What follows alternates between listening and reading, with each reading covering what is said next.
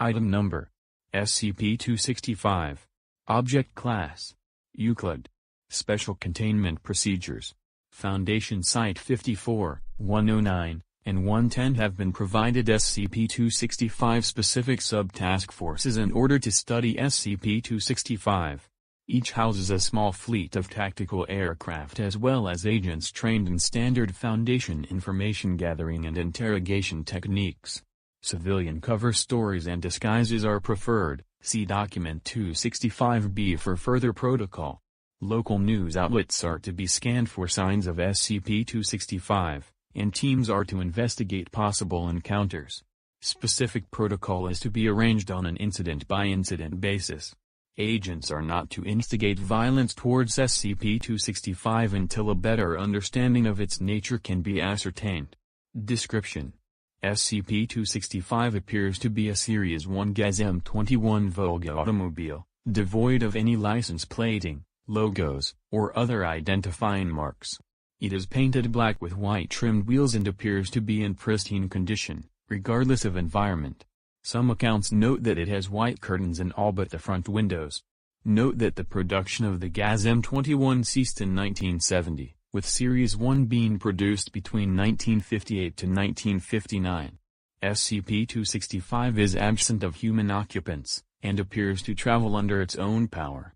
Other details vary between encounters. It's common for individuals to report that SCP-265 is silent while traveling, while others hear its engine idling for an extended period of time before noticing it nearby. Similarly, some encounters result in the vehicle leaving physical evidence such as tread marks on roads, where other encounters leave no physical traces.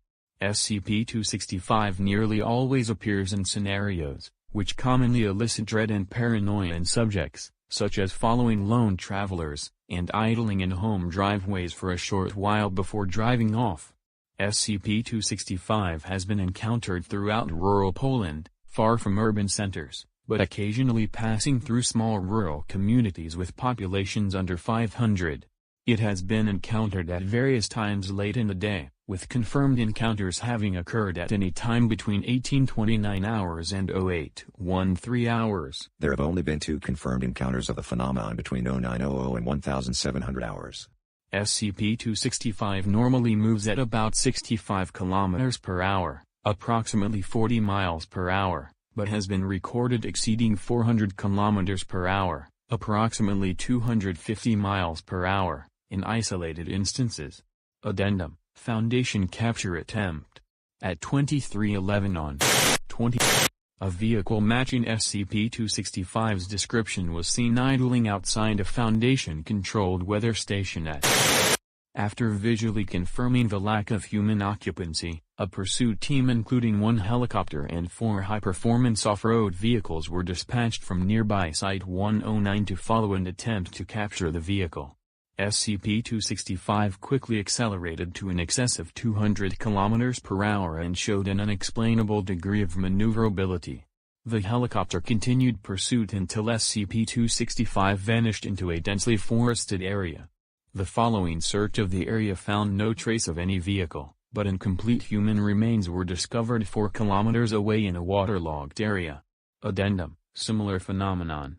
Given multiple concurrences of SCP-265 and human remains, and the similarity between their respective vehicles, it's possible that SCP-265 may be a variant or distantly related to phenomena observed in SCP-2613. Investigation into both anomalies is ongoing. Additional documentation. Below is attached a translated series of excerpts collected from civilian sources, including audio interviews, law enforcement, news outlets, and personal diaries. This list is incomplete. Please see Dr. Seidelman for access to full records. Sample of assorted records, 1960 to present. Record, Incident Transcript 265 1973 April 3. Recovered from police records of. Summary. An isolated event. Victim was taking a walk between villages in the late afternoon around 1300. A black Volga automobile with white rims appeared behind him and following at a low speed. According to the civilian, the vehicle was unusually loud and accelerated to hit him, fracturing his leg as he dove for cover. He played dead as the vehicle completed a three-point turn to face him again, and waited for several minutes before it drove off. Civilian claimed that the interior was empty of any driver or passenger.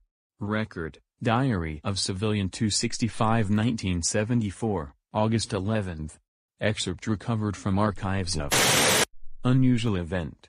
We pursued the Volga for 9 minutes in 2 cars, during which it led us further from the town. It was growing dark, but we were confident that we could catch it. Piatek shot at it, but he missed, or the car was bulletproof. He swears that he did not miss. It then turned sharply to the right and drove into the lake. We stopped and began writing the report on the side of the road. After 3 or so minutes, Goretsky drew our attention towards the lake, and we saw lights emerging from the other side, and red tail lights driving off into the woods on the far side.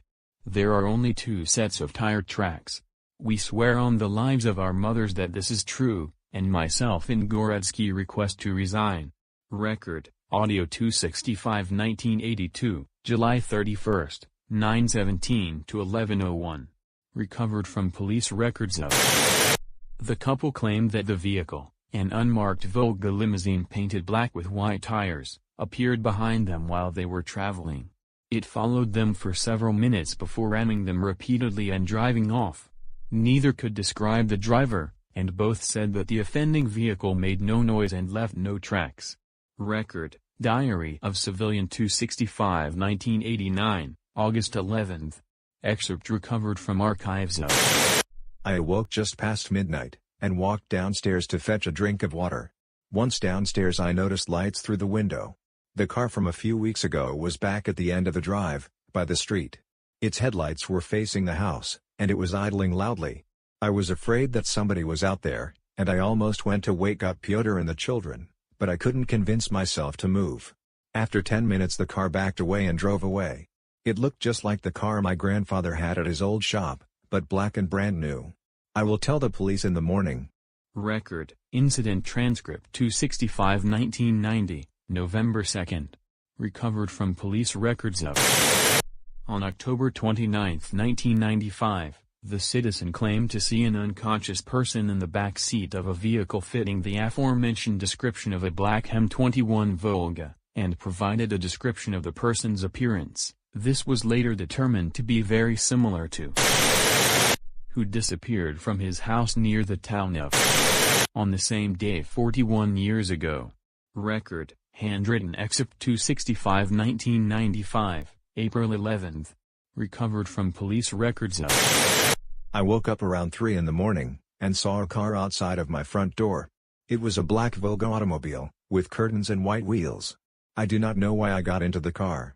I just felt like I needed to get into the back seat, so I did. I remember the door was heavy when I opened it, and the inside was clean and smelled like something familiar that I cannot place. I don't remember anyone else in the car. I remember seeing water out in front of me in the headlights, that I was moving towards it, and the lights all went out and I felt the car crash into it and go under. I held my breath as the water came over my head, and opened my eyes and saw terrible things. Everything was so quiet. Things watched me, with sad faces in the dark. There were so many, they touched me and I could see them begging me to. Illegible. I remember screaming and beating the door, and the door opened and I fell out onto the grass. I remember spitting water and somebody finding me a little while later, and I fell asleep in the car to the hospital. I'm so afraid. There were black rails and horses, they're waiting for everyone to come. A ship under everything else darker than anything. And the others are so sad, they want to touch and be happy again but they're so far down, and it's so dark and cold. They can't come back.